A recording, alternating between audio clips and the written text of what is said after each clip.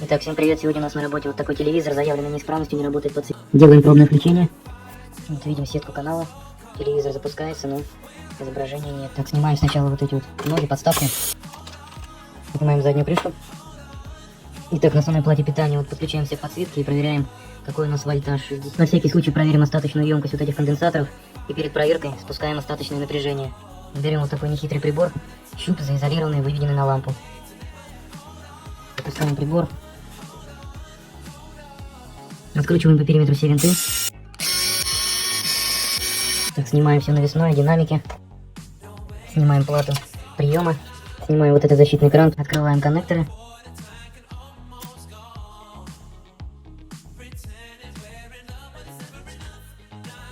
Снимаем все слои. Главное, не забывайте, что самый твердый поляризатор, он должен всегда находиться именно внизу, то есть